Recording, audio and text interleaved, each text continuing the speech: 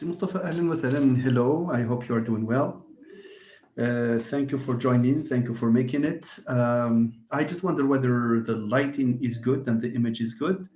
Thank you, Natalie. Hello. Hello, Atimed. I hope you are doing well. Please, I need your feedback about the quality of the image and also the quality of the sound. Anyway, I hope everything is going well and that you are prepared for the defense of your work. All of you, in fact, I can see three of you here at least. Okay. محتكر محمد اهلا وسهلا, much obliged. Thank you very much, Si Mohammed. بارك الله فيك. I need your feedback in what concerns the lighting. Is it dim? Is it gloomy? How about the sound? Is it okay? Is it not okay? Si Saeed, ahlan wa sahlan. It was a pleasure to see you and to know you, by face, because I used to know you just by Facebook. And okay, thank you very much. All is perfect. Thank you. We don't know whether we're going to start right away or we wait for other people to join. أهلا سي محمد من زكينا لبس دارك صحت. بارك الله فيك سي محمد. Me too. Thank you so much. كي صباح الخير منو. Thank you for joining us. A little bit dim. That's exactly the point. I don't know what made this. Is it? Okay, let me change this. Okay, it's a little bit dim. Yes, because that's what I noticed. I don't know why. Let me light up this.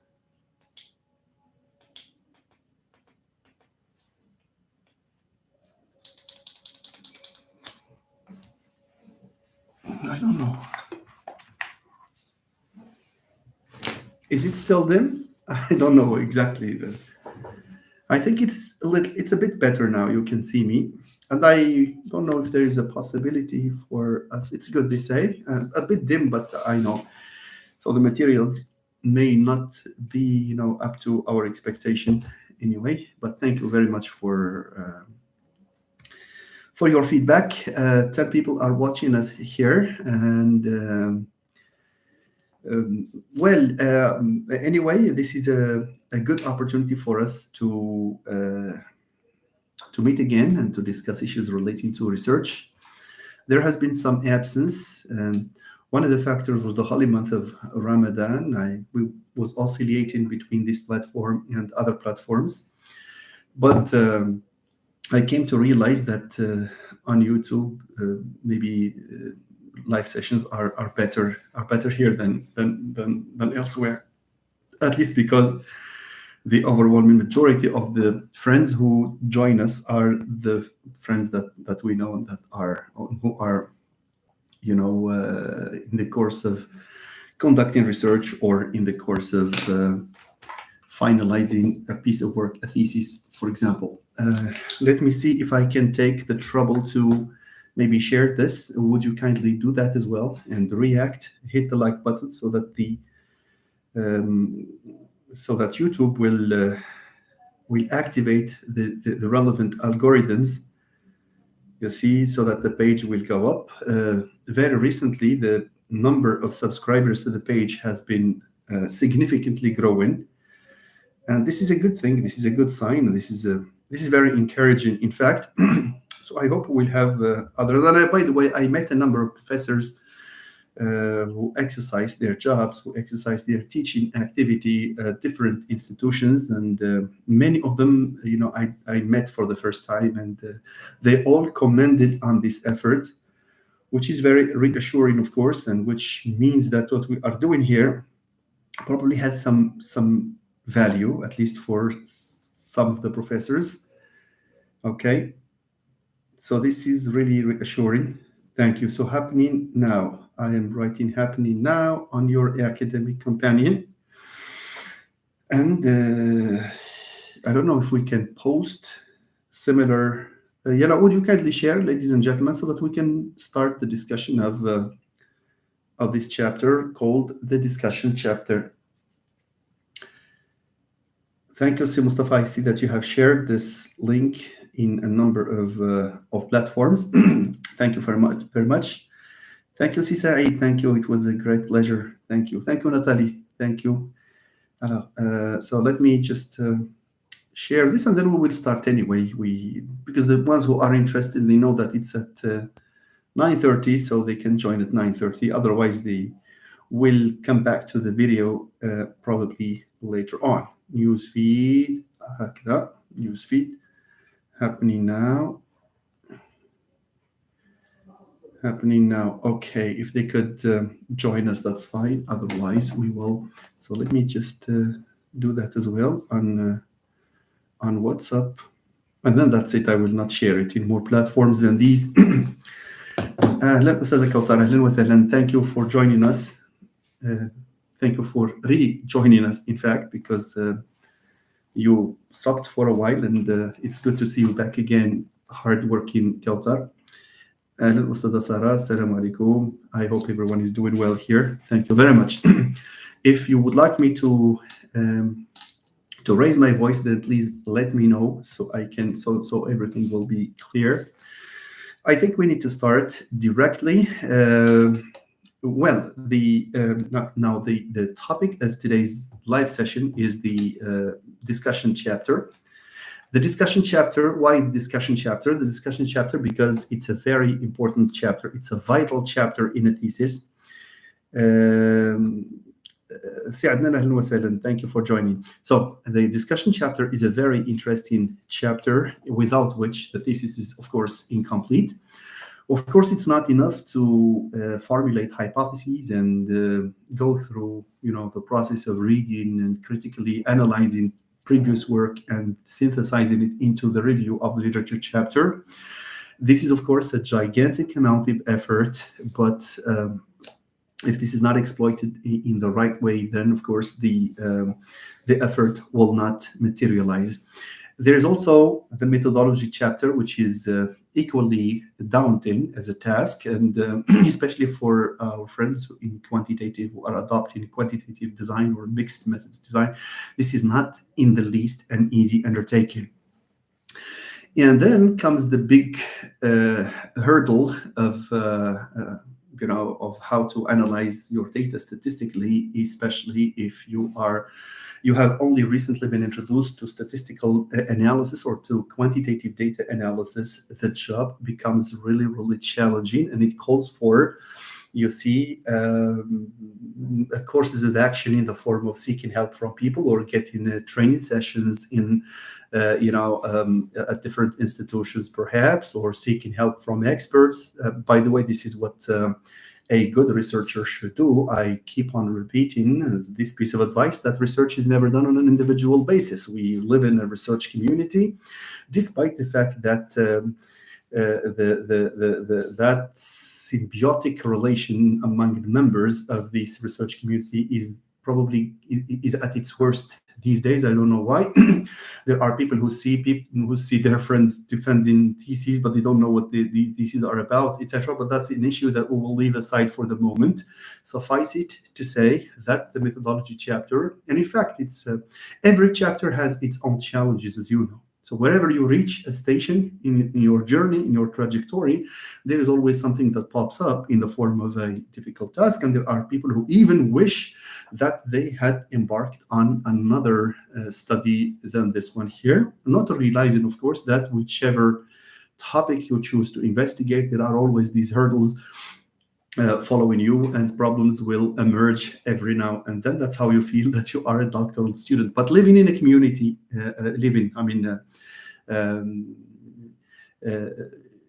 showing collegiality and being in a real collegial relation with your peers will mitigate the effects of the stress that you get out of all of these things. Okay, so we have this. This hurdle of the methodology chapter, because especially, as I said, when you opt for a quantitative design somehow, and also in some qualitative designs as well, where you have, for example, you have to deal with content analysis, document analysis, or discourse analysis. That's really daunting as a task. All in all, the chapter of the methodology chapter is equally hard, and it calls for a large amount of stamina, a large amount of patience in this regard. Thank you. After this comes the presentation of the results, of course. And again, this has its own challenges because there are figures, for example, the first challenge that so many students, that this, what I'm going to say comes from the experience I have gleaned over the years, both as a supervisor and as an advisor to a number of students who undertook this type of approach to their theses. So one of the challenges for a quantitative researcher is because the computer generates a lot of data, a lot of numbers, a lot of figures, a lot of values. So which ones to include and which ones to prioritize, which ones to exclude, which ones to leave until the end. That's one of the challenges of the results chapter. Anyway, there will come a time when we'll discuss this as well. But the biggest, you see, challenge resides in the discussion chapter, our object of discussion for today. Now, what is this discussion chapter about? What should it include, and how should a student go about it?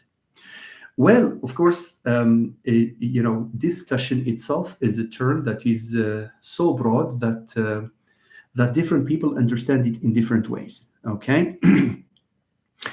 Saeed is asking a question, and apologies to our friends who have greeted us and who have, thank you very much. For example, Hanan Brit, Business Daily English, Adnan, thank you so much. But let me just finish these things, and I will answer you, of course, Saeed, when it comes to the question as to how many pages should a discussion chapter include. Now, so the discussion chapter has its own challenges because there are certain components that definitely need to be there. And the discussion chapter has its own rules, has a grammar somehow. There are certain guidelines that we need to follow. It's a pity, and I underline this, it's a pity that in a number of thesis defenses, there is this comment, comment is a verb. There's this comment that the discussion chapter is very thin. This is something that recurs in thesis defenses. This is a blame that is administered to the candidate. Okay, they blame the candidate on not being profuse enough, generous enough in reserving enough space, the required space for the discussion of the results. Discussion does not consist in drawing just conclusions and then leaving the reader to his or her own devices. No, the discussion chapter is the place where you need to express yourself. Everywhere else, you probably use other people's ideas, or you use what is generated from the computer.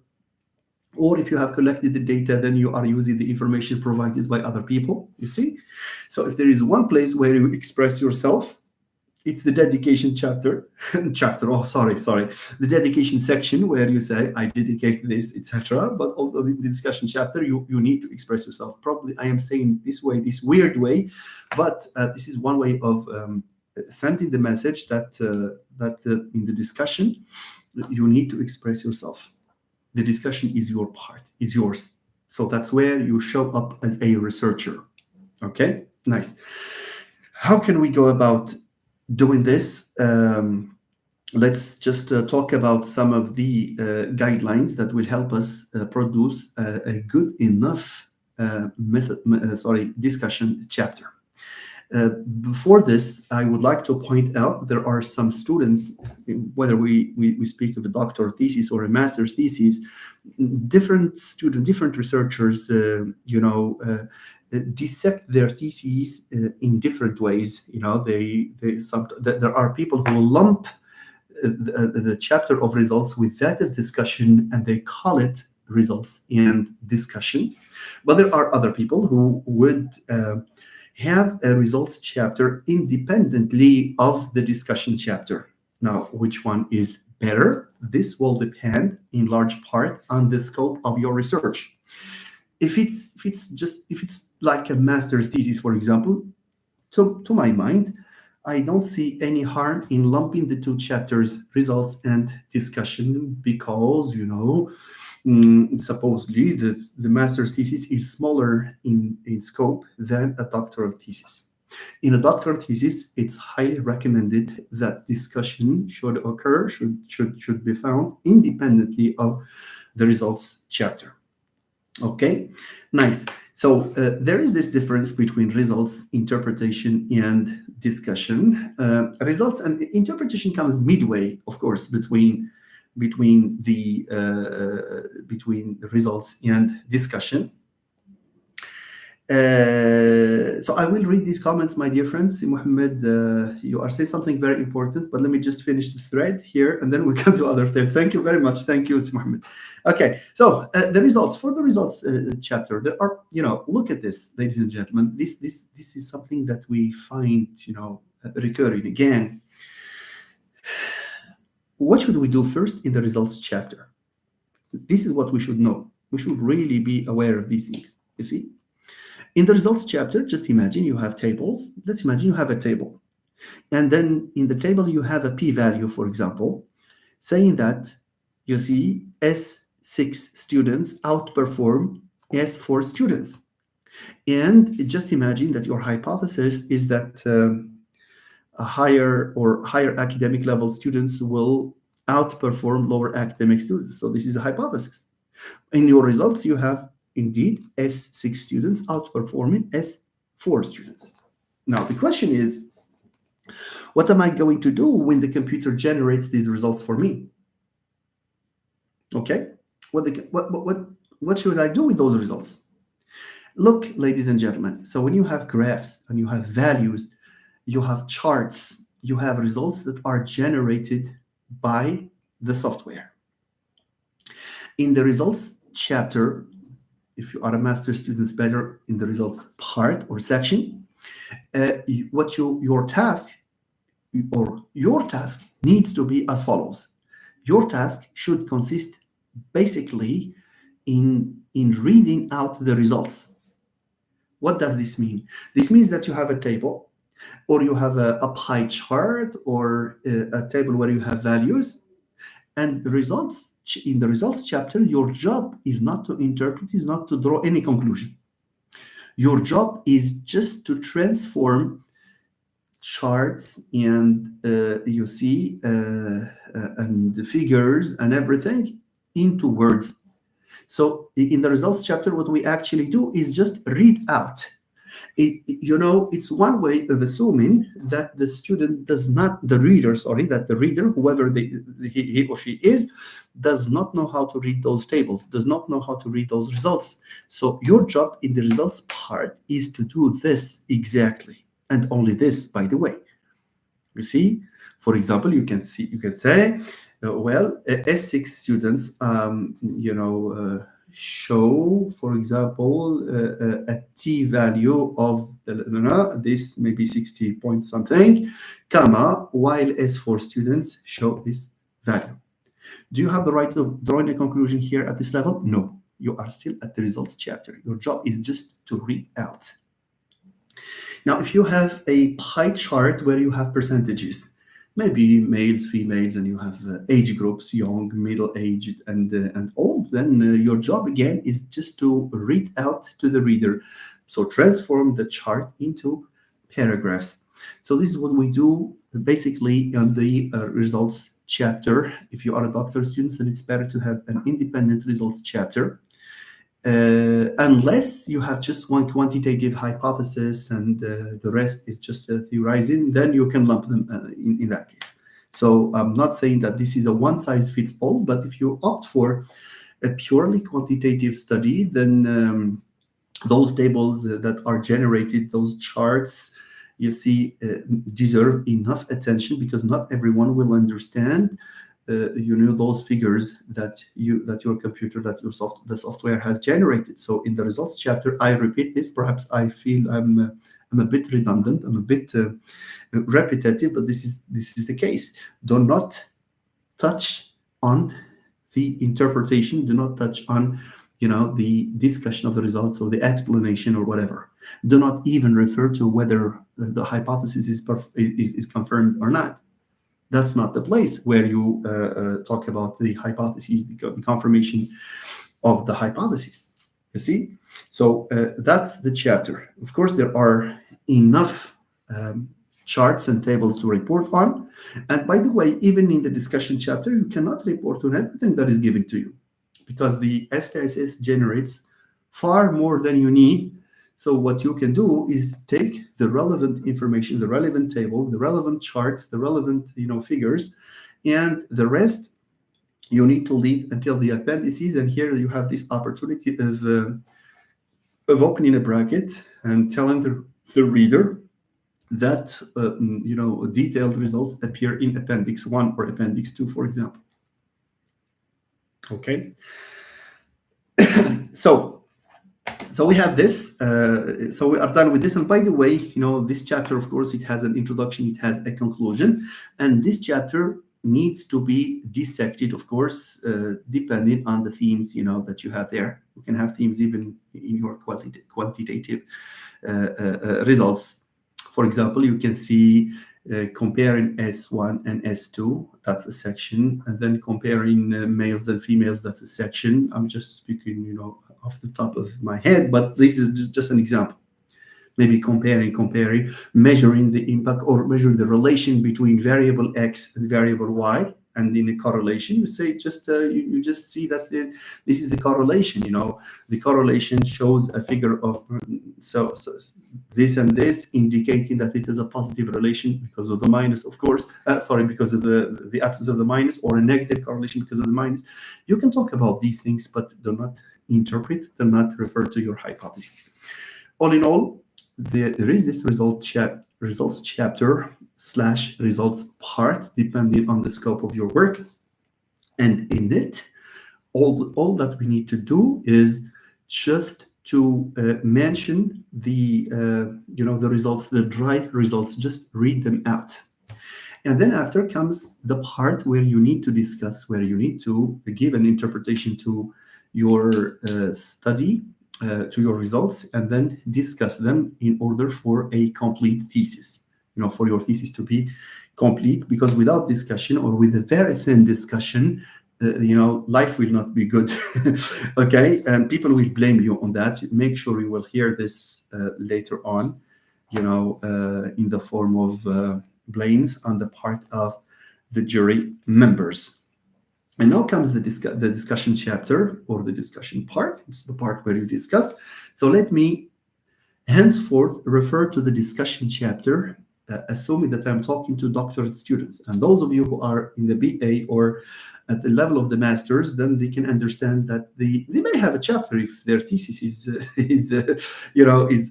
large scale enough, but they may choose to lump the chapters together because they have a small scale thesis. If you have one hypothesis or two, for example, it's not like a doctoral thesis where you have definitely more. Okay. Now, in the discussion chapter, the first thing that we have to do, of course, every chapter, needless to remind you, ladies and gentlemen, that every chapter has to be introduced. It has to have an introduction, and it has to have a conclusion. This is for all chapters, you see? So the first thing that we do in a discussion chapter is to remind the reader of our main point. We don't just jump to the hypothesis, to the results and start interpreting them and discussing them. No, but there needs to be this first section where you have a recapitulation of your main hypotheses or your main research questions, or both of them, but not neither. Okay, so you really need to knock on the door of the reader, saying, "Hey, Mr. Reader, you remember or you don't remember? This is what we have. This is what we are after. This is the backbone of our research. It's these research questions and these hypotheses. So you have to mention them. No harm. It's not just no harm. It's you definitely need to copy and paste them. And it's not a repetition, because hypotheses, look, objectives, hypotheses, research questions do not admit of any paraphrasing. because paraphrasing research questions will result in probably in words that can mean things that are different from what you initially wanted to do.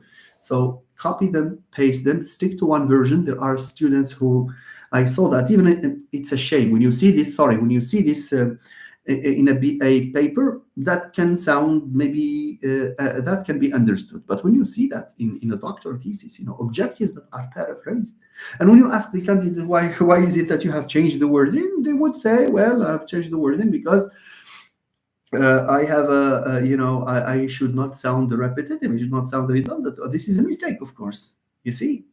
So because changing the wording can result in concepts meaning totally different things. Okay, so in the results chapter, I will call it results chapter, the first thing to do is to remind the reader of our hypotheses and our research work questions. Something like, you may have an introduction in this chapter, the results of the study will be discussed at some length, for example, and then you have to put a full stop. You can add something to elaborate, and you may refer to the structure of the chapter, thus or hence or whatever. The chapter is organized as follows. In the first section, research questions or hypotheses will be recapitulated. In point 2, or in the second section, theme so and so based on the research, the hypothesis so and so will be discussed. This will be followed with section 3 where we discuss, etc. So you need to sit down and engineer an outline for your chapter. The best way of doing this is to follow the order, and this is what Natalie has asked for. There needs to be, it's better to follow the order of your hypotheses, because hypotheses, the order of the hypotheses are aligned, okay, on the order of the objectives. And therefore, it's yes, that's true. I answer in the affirmative. The order should follow the order of your objectives. You know why, Natalie and the rest? Because because there needs to be, and I'm referring also to Si Mohammed Boysen's outstanding point. Finding the golden thread is essential. The student's review of previous research should align with findings obtained. Look, he has also used the word align before I even read it. Thank you, Si Mohammed. Okay, so look, the result before that, the hypotheses and the objectives, they are not ordered haphazardly. No, there needs to be some logic there. Just as early as 2 hours ago, a doctoral student phoned me asking me to confirm, the order of her research questions and hypotheses. And one of my comments was that it's better to swap 1 and 2, because there is this thread, this logic that connects them if they are swapped. You see, so it's implicational. You cannot, for example, you cannot say, well, for example, hypothesis 1, university professors, you see, employ or use different strategies to implement a given approach. And hypothesis 2, they hold positive or negative attitude, or they accept or they don't accept. You understand? So which comes first? You see, there is this logic between 1 and 2 that needs to be followed across, your thesis. Actually, even your review of literature should reflect this order. Sometimes we choose to go from general to specific. Sometimes, there is a logic there, and Mustafa is referring to professors. There is, use of the connecting thread. And this is a very good way of referring to, to this coherence that holds all these parts together. Thank you very much, Siboshi. Thank you, Natalie. Thank you. For our friends who have made, I will come back to the comments later, so my apologies. Thank you. So it's only in passing that I have used the Si Mohammed Boysen's and Nathalie Leblanc's comments, but I have not ignored you on purpose, because I received comments that it's good to finish talking, about a point and then go back to the comments. Breaking these may not be to the liking of so many of you. My apologies. So, but keep on writing here. Keep on. Pasting the comments here, or typing the comments here. I see that 22 likes against 29 viewers. This is not good, is it? This is not aligned. Yeah. So please, the ones who have not hit the like button, please do that. Those of you who have not shared, and if you think that this will not embarrass you, then please share. Okay, comment also will help this channel, flourish. We have attracted a number of subscribers recently. We are now at 9,000 subscribers, which is good. It's really nice. And sometimes I find out I paste just a short video and it attracts 1,000 viewers in maybe 10 to 20, 24 hours. But this is good. It was not the case before, but this is thanks to the encouraging of the algorithm, the stimulation of the algorithm to show the videos to so many people. Thank you. So parenthesis closed. Now back to our chapter. I said that you need this section, this first section, after the introduction, of course, because every chapter has had to have its introduction. You need to have this part where you recapitulate your research questions, your hypotheses as well. Okay? Once you do that, you move to the point where you break up the results, please. So it's not the case that you have your results there and you forget them because you are starting another chapter. No, you bring the results, especially the main results, especially the results that are immediately connected to your hypotheses, because you will use them as tools to confirm to reject your null hypothesis. If you take a purely quantitative approach, differential statistics, for example, you see, so you will use them to reject the null hypothesis or to confirm or to retain it or whatever, but use that as well. Use these figures, they need to be brought up, but use the essential ones only, because these are, for example, in a comparison approach, for instance, where you use ANOVA, for example, the ANOVA test. Of course, in ANOVA, you have the Levene's test for homogeneity, and you have the main results, and then you have the between subject thing, etc. You have post hoc tests. You cannot bring everything there. So this is to be done in the results chapter. But in the discussion chapter, you bring just the main result, whether there is significance or not, full stop. So you take that p-value, for example, and you build an argument out of it. There you say, for example, that this value is indicative of of academic level, or academic level, that's how we pronounce it, of academic level being a factor in the acquisition of so and so, of this or that, you see? And then, of course, you have this result, and in confirmation of the hypothesis that blah, blah, blah, blah, you see? Or in answer to the research question as to whether, and then or as to how, as to why, as to Zwina, yeah, and it's good to use it. It solves a lot of problems. Okay, so you have to use, you have to talk this way. Is this enough? No, it's not. We have not done anything. We have just interpreted. Now, when you take the result and you point to your hypothesis, that's interpretation. You see, that's why some chapters are entitled results and interpretation, and then you have analysis and discussion, or results and interpretation and discussion.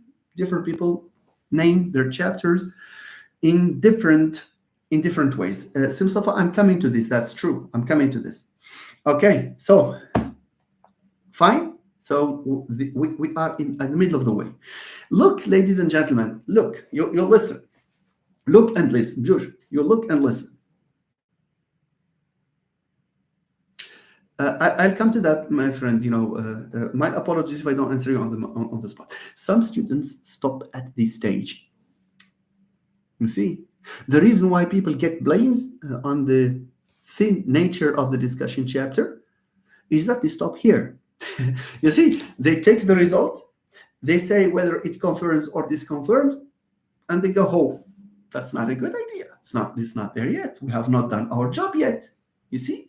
So what do we need to do here? What do we need to do? Notice that in this example, we are just dealing with one result, which means it's just one hypothesis that corresponding to one section. Maybe it may have subsections. You see? So we are talking about one thing. So you take the figure, you take the statistic, you insert it there, and you build the argument that your hypothesis is rejected or is retained or whatever. So you use the null hypothesis if it's purely quantitative. Not only should you do that, but you also need to go further. How can we go further? Mustafa has mentioned that. Okay. So you need first to say what your results mean. What do the results mean? And now we are at the stage of the interpretation. You need to link your result to the research question. You see?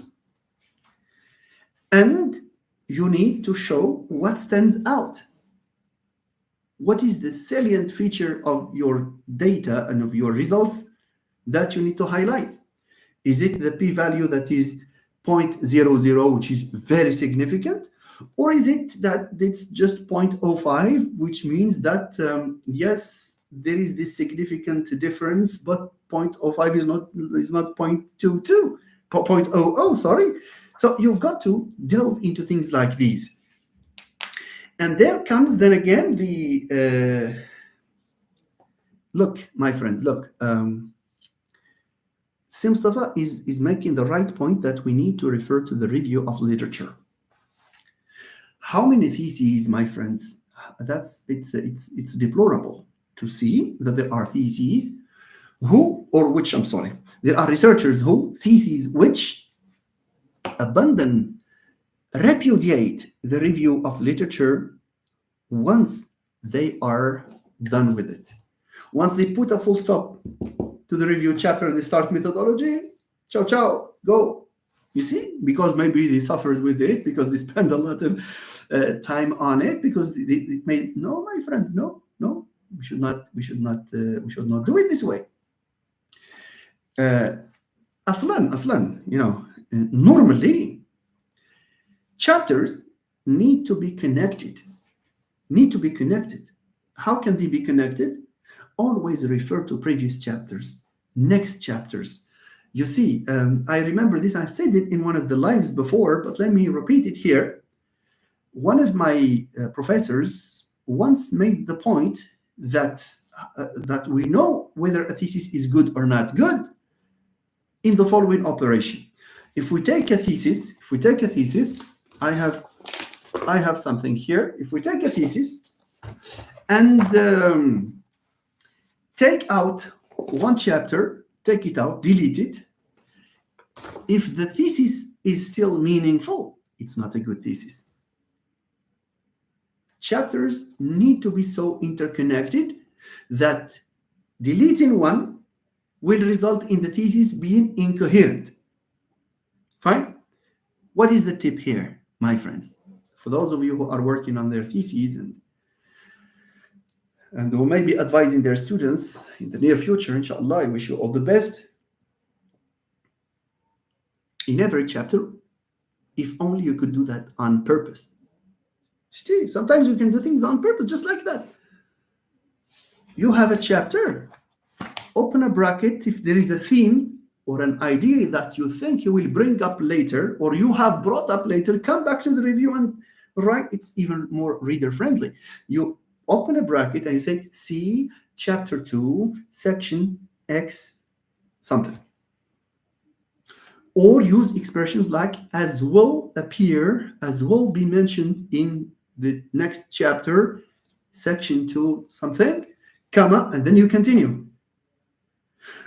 In the methodology, one nice way of making this thread that Si Mustafa and other friends and Si Muhammad Boysen have talked about is to start your chapter with good transitions that connect chapters. For example, the easy way, the most straightforward way is to say, in the previous chapter, or the main point in the previous chapter was this and this and this, full stop. In the present chapter, comma, the results will be presented or whatever. And at the end of the chapter, make a transition that will send the reader to the next chapter. These are cohesive devices that will help you, establish this unity in your work. And this can be said of the relation between the discussion chapter and your review of literature. with a piece of advice that the review of the literature, that's why people, your supervisors and number of professors would always say that your review of the literature does not consist only in summarizing anything that relates to the topic and accumulating it into a chapter. That's not going to work. You see, life becomes a lot easier. I repeat, life becomes a lot easier when you write the review of literature by conviction. By conviction, I mean you are convinced of what you have written, you have understood the points there, because there are some people who are forced, there is this pressing need of producing 40, 50 pages, very impressive, but there are concepts that they themselves don't understand. Never ever do that, my friends. If there is a concept you don't understand or you fail to understand and you think that is not directly related to your work, do away with it. Dispense with it altogether. You don't need it. You see? So when you come to the discussion part, there is this necessary stage in which you need to relate the results and the way you interpreted the results, relating them to your research question, and you relate everything to your review of literature. For example, you can relate them by pointing to whether your theory, the theories that you have consulted, I'm talking in general, but there are different types of research, but whether the framework that you said you would adopt, you started with, does it fit your data? Does it fit your results? Do your results, or does answering your hypothesis cohere in some way with previous research, previous literature? Question: should we necessarily agree with what was written before? No. Even when the framework of analysis that we started with, we adopted, we espoused, we are not supposed, you see, to agree with everything that has been said before, even with the main theory that we have used. You see? So our job is just to relate. And there comes your role as a student, as a doctoral student, as a researcher. Your role is to take your results and the way you interpreted them in relation to your research questions, hypothesis, and relate them to the literature. We have scenarios here. Scenario 1 is full agreement. I mean, the framework rightly predicts this. This aligns with theory so and so. This does not seem to align with theory so and so. So there is no harm in doing that. But you really need to relate this. Not only should you do that, but you should also bring up some of the works that you mentioned before in the review of literature and state their main ideas, especially the ones that you think you can use to to corroborate your results. So that's a very good way of writing your discussion, ladies and gentlemen. But leaving things like that just dry, that's not a good idea. That's not a good thing. Okay, so do your results challenge previous literature? Do your results align with it? Do your results? And by the way, so that's point 2. That's point 2. There is another point 3. You see, look, you can also seek, if in case they don't align, for example, or if in case your results partially align with what was written before, you try to find explanations for the reasons why this departure has come about. Why do my results depart from what was stated before? You see? So it's a good idea to do it this way here. You may look into or consider other factors, hypothesize that there are other factors, maybe explain the specificities, the idiosyncrasies of your sample, the factors that you should have considered but you did not consider. Perhaps you can just hypothesize, because there will be a section called limitations later on where you talk about the things that you should have done or you could have done, etc.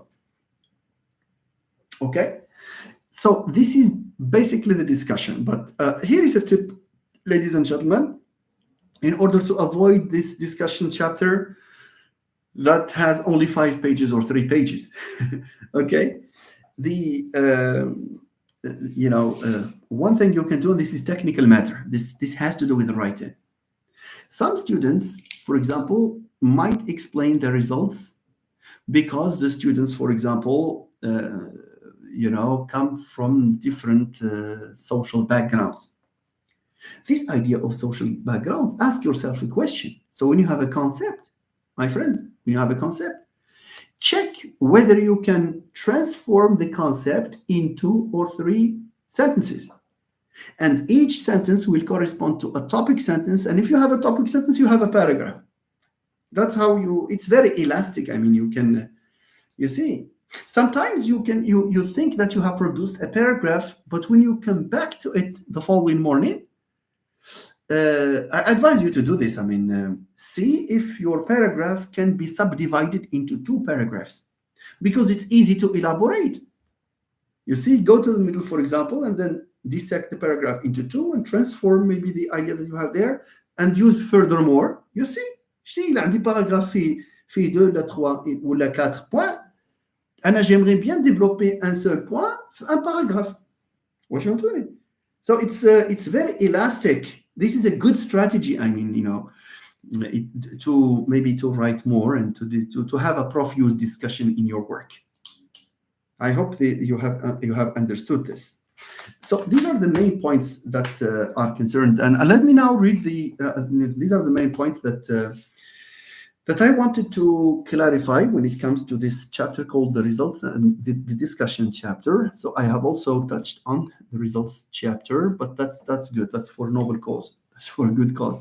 Thank you. So let me now read the comments. And for those of you who have joined us just for the results and discussion, I am done. Those of you who want to participate in our discussion of these comments that are related, of course, to this, we will see. بارك الله فيك حنان مغيد Business Daily English Nathalie Leblanc, thank you. بارك الله فيكم everyone. سي عدنان, I think يسرى الحميد, thank you very much. Thank you everyone. Well, I'm sorry if I miss anyone here. I think Thoughts Inside the Mind, alaikum salam, thank you very much. Nathalie, apologies for anyone whose name I had. So Al-Mukhatar Muhammad Kamal, barakallahu fik. So I think I called you before, Thank you anyway. So the first question comes from Saeed, Si Saeed Rafi'. How many pages should the discussion chapter contain? I have attended dozens of thesis defenses, and I have always wondered how one can achieve a balance between chapters. It is challenging. So I have given you this tip. Yeah, شوف سي سعيد and even the rest. So one strategy is to shrink the results chapter. Obviously, you know that sometimes, if you have quantitative hypotheses, 2, 3, 4 quantitative hypotheses, 4, in doctors, it's easy to have 4 or even more hypotheses. And you know that the software generates more than you need. So if you take every single table and put it there and comment on it, you will end up having 40. Easily, you can have 40 to 50 to 60 pages without any problem. Only to find out that you will fall short of space of words in the discussion chapter. So one way of achieving this balance between chapters is to try to include all and only what is necessary in your results. Anyway, because when the results chapter has far more detail than you need for your argument, even the reader is lost. You see? What are you going to do, for example, with the minimum, maximum, and then you have numbers, that are really, sometimes you need them. I mean, minimum, maximum, it depends. I mean, I'm just saying this. But if your job is just comparison, then there are statistics you will not need. You understand? But for the reader who would like further insight into this, you may refer him or her to the appendices. You see? Appendices. See appendices for more detailed results. This way, we are sure that our chapter will have fewer pages, because it's easy to have 50 pages in the results. It's easy. You see? Especially if you have those statistical tables. Now, so that's one step. The other step, see, Saeed, I told you, the other step is, and this is very important, so to go through the steps that I talked to you about, You see?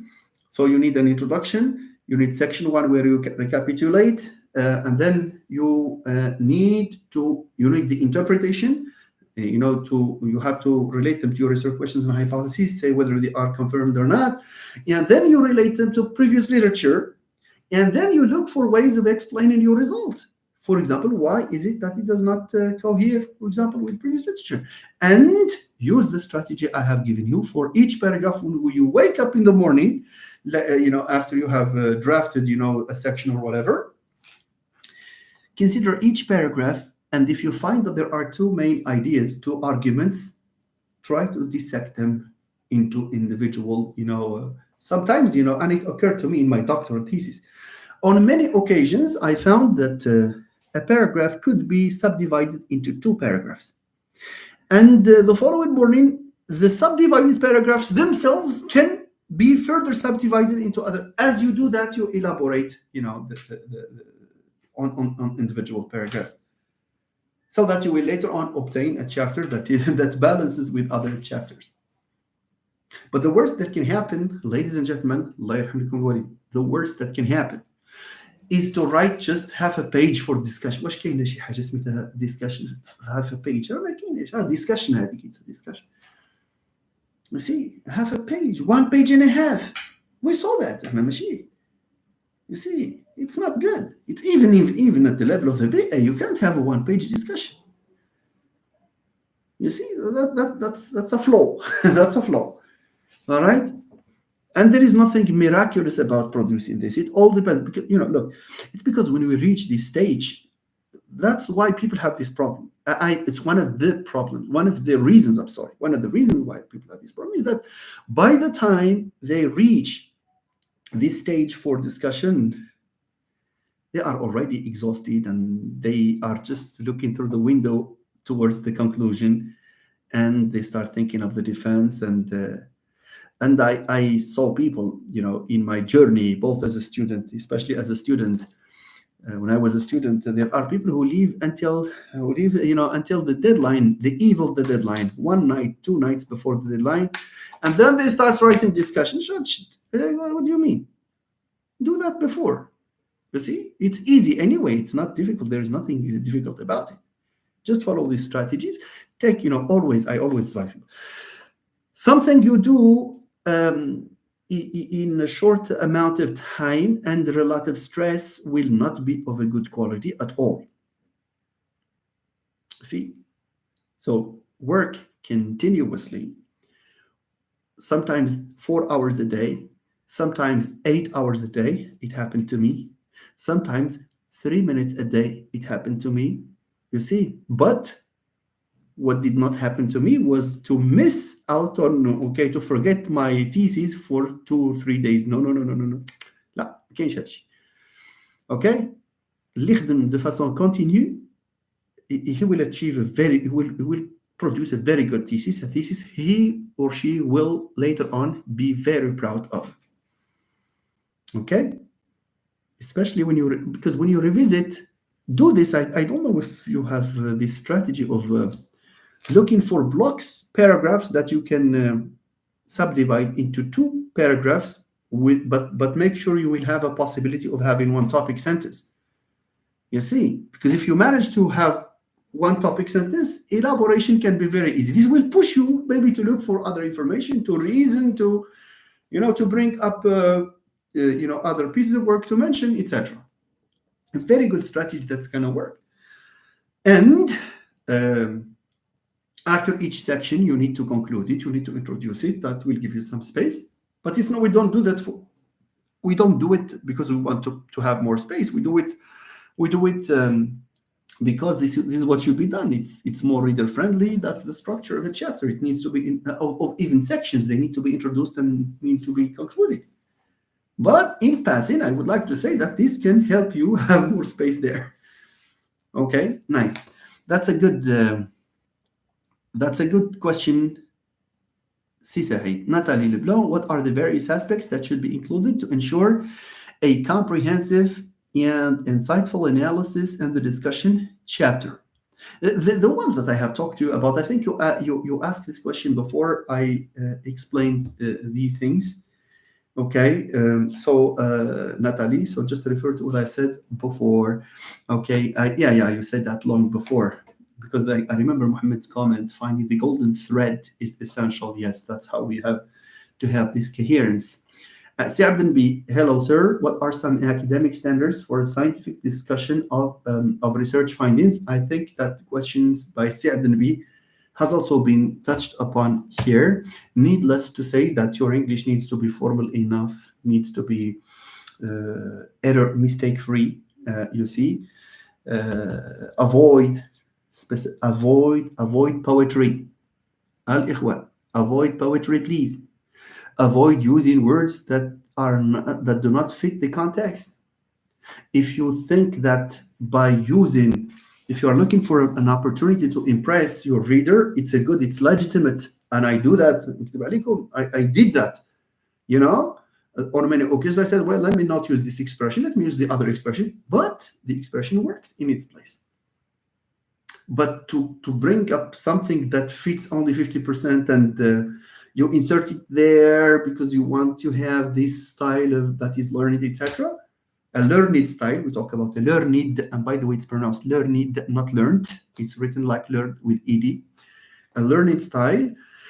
You see, but when it does not fit, it gives the reverse impression. You see, so stick to what is common, what is formal. The criterion is that your style needs to be correct. The words that you use need to be used in their places. So you should not trade the accuracy of your writing for the sophisticated word or expression. Don't do that. Okay, that's just an aside. Thank you. So Sabdibi, I think that I've talked, I've just added academic writing here. Nathalie Leblanc, apparently there is no significant difference in the average scores of Iran-US responses among the three. مثلا, voilà. Look at this. So this is in the results. Apparently there is no significant difference. This is at the level of the the results. Has she referred to hypotheses here? No. Has she interpreted? No. So it's good. Does it follow the order of the hypothesis? Yes, Natalie. سي حسن أهلا وسهلا. مرحبا أخوي حسن. Thank you سي حسن محترم. سمية أهلا سمية بارك الله فيك. Thank you so much. تحية our friends at Al-Qadi Iyad University. Now I am connected to so many of them, so many professors, so many students. This is really interesting. Thank you. You discuss your results in light of, yeah, that's true. This is a good recapitulation. So you are saying exactly what I said. Thank you. So Mustafa says, you discuss your results in light of past research. You cite in the literature review. That's obvious. That's for sure. Light FF, thank you so much. Technical Soldex, when dealing with purely syntax-oriented theses, what are some of the good writing structures that are generally used in theoretical linguistics? Yes. In theoretical linguistics, of course, there is mostly there is no such thing as a methodology chapter, especially if you do the type of linguistics that is done, locally in Morocco, for example. A native speaker of Arabic investigating a syntactic phenomenon in Moroccan Arabic. Do you need a methodology chapter? Oh, you probably need a methodology section, not chapter. You see, where you talk about your data and where it comes from. Once you say, in my quality, my capacity as a native speaker, the data comes from my introspection, you stop it there. We know that you are a native speaker, so you cannot produce sentences that are not grammatical. Okay? The reason why other types of research, for example, me investigating English and taking data from EFL learners, the difference is that I cannot just say I took them from EFL learners, the way you say I took data from my introduction. No. Who are these EFL learners? What is their, because there are in SLA, there are factors that influence so I have to provide an account for all of these things and what instruments, how many items in the instruments, etc. That's why we end up having a whole chapter. But for syntax or phonology, especially if you are a native speaker, you see, or morphology, then you don't need to have any methodology chapter whatsoever. So what you need to do here is to review the theories, the models, of course. You can start from the pre-Chomskyan theory, functionalism, how they deal with this phenomenon or that.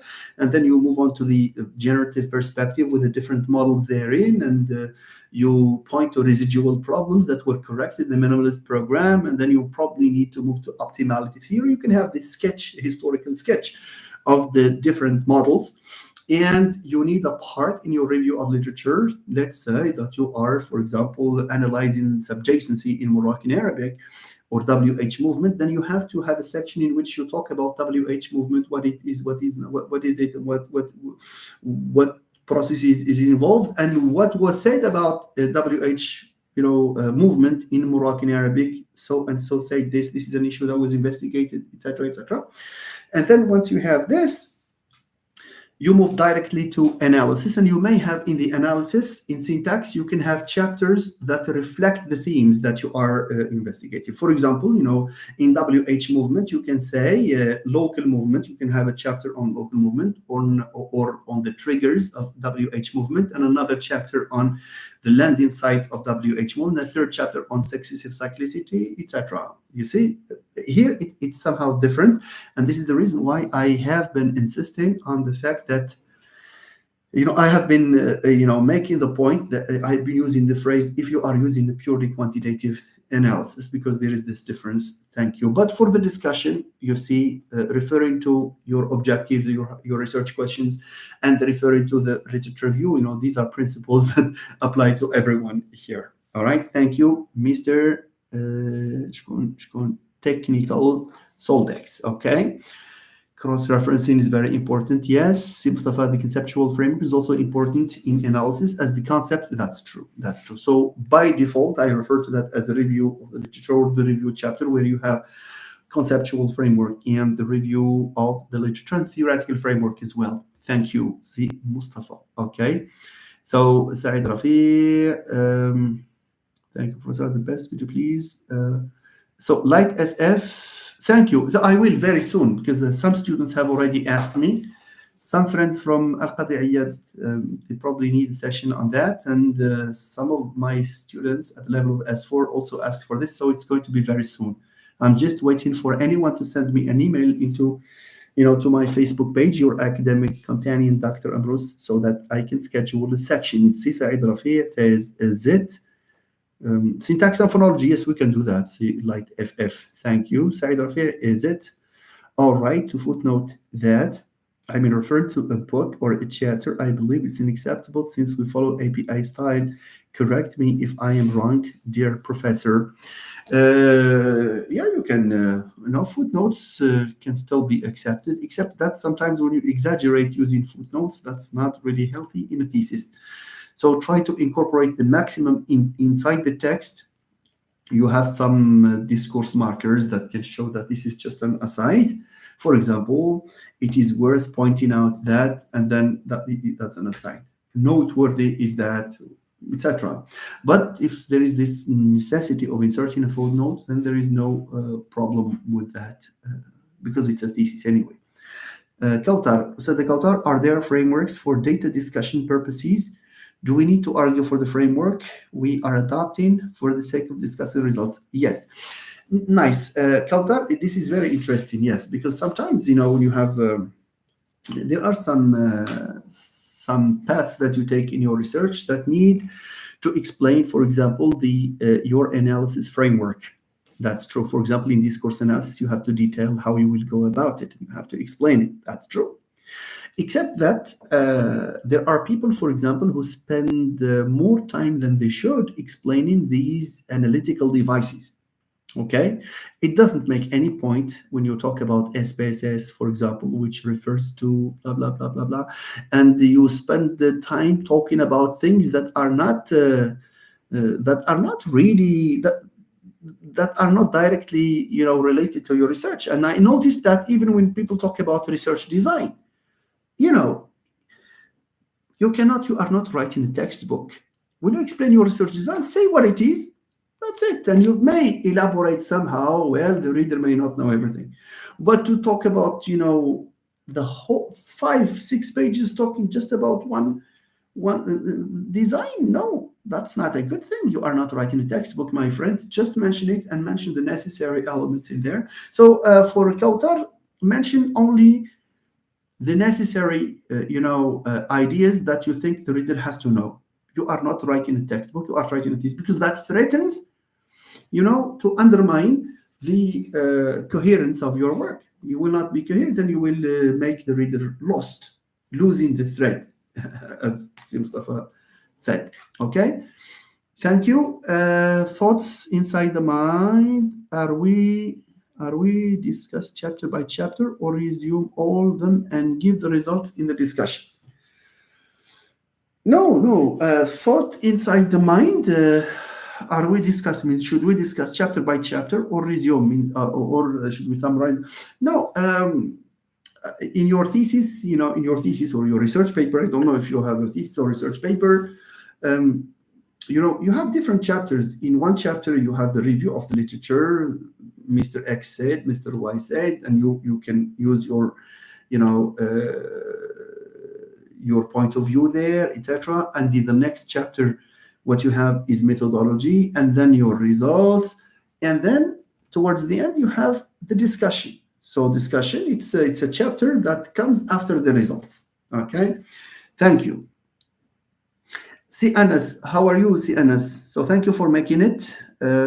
Thank you for your tremendous effort. Thank you very much. Thank you. Si Uthman Walkhush, hello. Barakallah fik, Mr. Uthman.